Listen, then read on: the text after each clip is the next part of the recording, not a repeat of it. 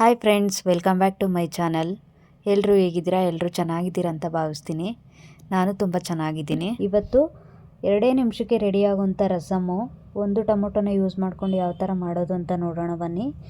2 ಒಣಮೆಣ್ಸಿಕಾಯಿ ತಗೊಂಡಿದ್ದೀನಿ, 2 ಹಸಿಮೆಣ್ಸಿಕಾಯಿ, ಒಂದು ಅರ್ಧ ಟೇಬಲ್ ಸ್ಪೂನ್ ಕಾಳುಮೆಣಸು, ಅರ್ಧ ಟೇಬಲ್ ಸ್ಪೂನ್ ಜೀರಿಗೆ, ಒಂದು ಅರ್ಧ ಟೊಮೊಟೊ ರುಬ್ಬಕ್ಕೆ ಹಾಕೋತೀನಿ, ಇನ್ನು ಅರ್ಧ ಫ್ರೈ ಮಾಡೋಕೆ ಹಾಕೋತೀನಿ, ಒಂದು 6ರಿಂದ 7 ಎಸಳು ಬೆಳ್ಳುಳ್ಳಿ, ಒಂದು ಸ್ವಲ್ಪ ಕೊತ್ತಂಬರಿ ಸೊಪ್ಪು, ಒಂದು ಅರ್ಧ ನಿಂಬೆಹಣ್ಣು ಗಾತ್ರದಷ್ಟು ಹುಣಸೆಹಣ್ಣು ಹಾಕ್ಕೊಂಡು ಇಲ್ಲಿ ತರ್ತರಿಯಾಗಿ ರುಬ್ಬಿ ಸೈಡ್ಗೆ ಎತ್ತಿಟ್ಕೋತೀನಿ. ಒಂದು ಪಾತ್ರೆ ಇಟ್ಕೊಂಡು ಸ್ಟವ್ ಆನ್ ಮಾಡಿ 1-2 ಟೇಬಲ್ ಸ್ಪೂನ್ ಎಣ್ಣೆ ಹಾಕಿ, ಒಂದು ಅರ್ಧ ಟೇಬಲ್ ಸ್ಪೂನ್ ಸಾಸಿವೆ ಹಾಕಿ, 1-2 ಬ್ಯಾಡಗಿ ಮೆಣಸಿಕಾಯಿ, ಒಂದು ಸ್ವಲ್ಪ ಕರಿಬೇವಿನ ಸೊಪ್ಪನ್ನು ಹಾಕಿ ಫ್ರೈ ಮಾಡ್ತಾಯಿದ್ದೀನಿ. ಈಗ ಸಣ್ಣದಾಗಿ ಹೆಚ್ಚಿರೋ ಟೊಮೊಟೊನ ಹಾಕ್ಕೊಂಡು ಸಾಫ್ಟಾಗೋವರೆಗೂ ಫ್ರೈ ಮಾಡ್ತೀನಿ. ಅದಾದಮೇಲೆ ರುಬ್ಬಿರುವಂಥ ಮಸಾಲೆನ ಹಾಕ್ಕೊಂಡು ಒಂದು 1/4 ಟೇಬಲ್ ಸ್ಪೂನು ಅರಿಶಿನ ಹಾಕ್ಕೊಂಡು ಅದನ್ನು ಸಹ ಸ್ವಲ್ಪ ಹಸಿ ವಾಸನೆ ಹೋಗೋವರೆಗೂ ಇಲ್ಲಿ ಚೆನ್ನಾಗಿ ಫ್ರೈ ಮಾಡ್ಕೊತಾ ಇದ್ದೀನಿ.